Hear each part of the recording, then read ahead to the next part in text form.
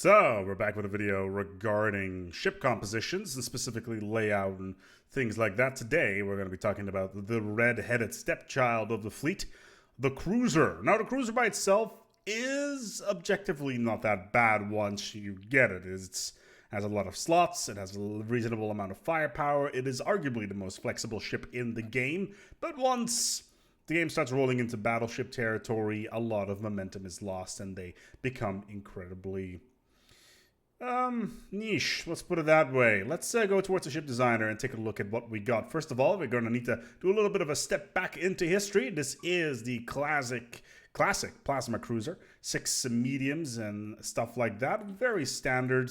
Nothing really all that special to be talked about here. This particular design was incredibly popular pre 1.8, and basically it could cut through anything. A lot of mono fleets, that is single ship fleets, or at least single type ships, were incredibly popular with this particular design. Now we move on towards post 1.8. That's the ship of the line class. It was arguably one of my favorite ships in the history of the game, and is no longer not really valid anymore since 2.0.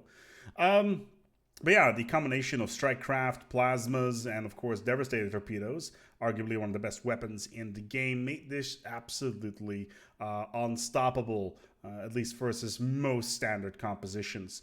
And the ship of the line design, there's a video on it on the channel as well. It's completely out of date because of all the weapon overhauls that happened back in 2.0, specifically with reactors now being part of the ship rather than being part of the slots and the utilities and stuff like that. The one thing that it does have going forward are these 2 auxiliary slots, and we'll talk a little bit about that later. So, you've just unlocked cruisers, and it's time to take a look at what we can do with them. Well, cruisers by themselves are in fact incredibly good, at least at this stage of the game. Especially when you have a lot of mediums and you want to be as flexible as possible. Having these medium slots makes it very, very useful, especially if you use a combination of auxiliary fire controls or maybe even some afterburners as well, just to crank up that evasion a little bit. Not that it really matters, because at 16.8% evasion, it's not really worth your while. So instead, it's probably better to go for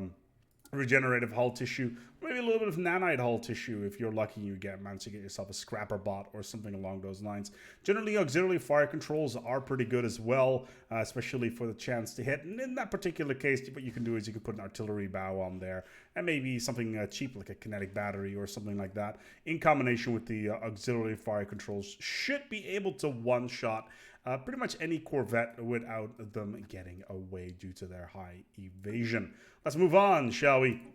Then we have the ship that comes onto the field around the same time that battleships do. This is the fire support cruiser. Now, the support cruiser by itself is quite interesting because it's basically a giant target for medium weapons. So what you want to do with this particular design is try to stay back as far as you can on the artillery, let your advanced strike craft, and basically use this as a gigantic destroyer to secure your battleships.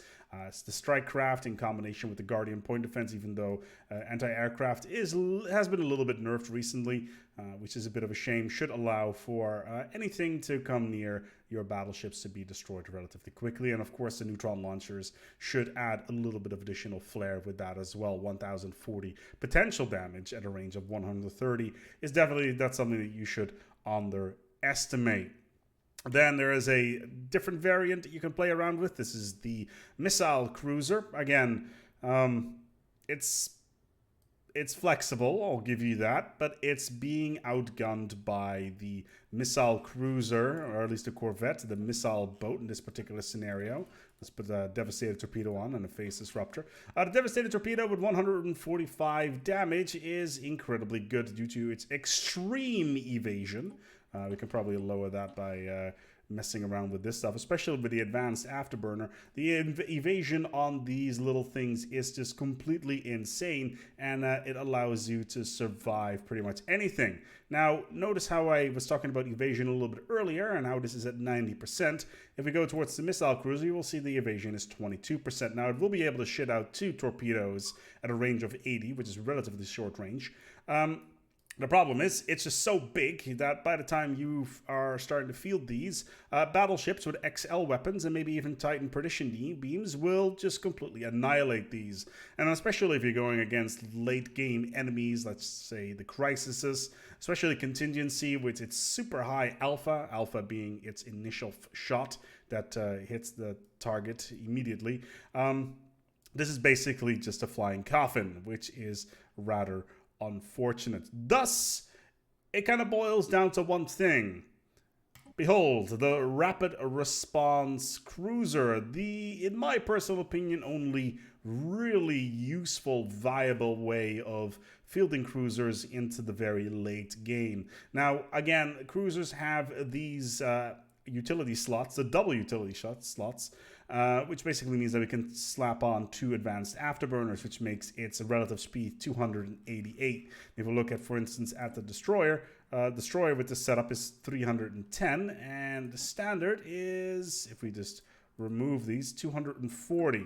That means that the rapid response cruiser, in combination with a fleet of corvettes, can basically engage any enemy relatively quickly, especially if it's consisting of mostly destroyers as well as corvettes. And this is also a pretty decent buster of enemy stations, especially if you put an artillery bow on there, maybe something like a neutron launcher or kinetic artillery or something along those lines. But that allows you, in combination with the small corvettes, to take out stations. Now, because you're such a large target, it means that, well, let's put it this way. You're a large target. They will shoot at you instead of the corvettes. But the corvettes don't really matter because they've got such high evasion, they will not be hit anyway. Which is a little bit annoying, to say the least. What I'm trying to get to here is that whilst cruisers by itself are a pretty cool concept, and they do have their place in the mid-game, but once battleship starts getting on towards the field, especially with larger firepower, as well as maybe kinetic weapons, heavy kinetic weapons like the battery and the artillery that have ridiculous ranges, like 120 in this particular scenarios, or even neutron launchers for that matter, they become fairly obsolete fairly quickly, because they're basically giant bullet sponges that cost almost 1,000 minerals a pop, which is actually, in this particular case, 1,200 a pop, which is not all that great. Cruisers by themselves are a cool concept, but I feel that this auxiliary fire control, or at least this auxiliary slot down here, could use a little bit of love and maybe do something similar like what Titans have right now with their special auxiliary weapon system in Aura, that they could learn a little bit from that, and maybe in the late game that you start unlocking things that allow cruisers to be a little bit more flexible in that late game by getting additional slots to specialize your ships, which is clearly currently not the case, sadly. So the real question is, do I build cruisers? No, not really. I think they are probably the most flexible ship in the game, but all the other ships do what they are flexible at a lot better. The Corvette can crap out missiles whilst having evasion. The destroyers can be flak platforms or point defense platforms while still having high evasion. Battleships just have ridiculous firepower, and Titans just, yeah, well, Titans are Titans. They're in a whole category of their own. So until somebody figures out a way to make this a little bit more viable, to me, cruisers are, well, like I mentioned, until battleships come onto field, they're pretty good. But after that, they just become completely and totally useless. And I wouldn't be surprised if we're going to see another rebalancing of weapon systems similar to what we saw in 2.0, 1.8, and 1.6. Somewhere in the future, maybe around 2.4, who knows. But as of right now, cruisers, I don't feel, have earned their place in the of any of my fleets, to be honest, when it comes to the late game. Overall, cruisers, they're fun, they're flexible, but don't really build them as soon as battleships come on towards the field. Thanks so much for watching. This is going to wrap up the video regarding cruisers. If you have any input, any comments, and feel that I'm completely wrong, feel free to put it in the comments below. But in the meantime, I'm going to wrap it up here. Thanks so much for watching, and until next time, take good care of yourselves, and as always, each other.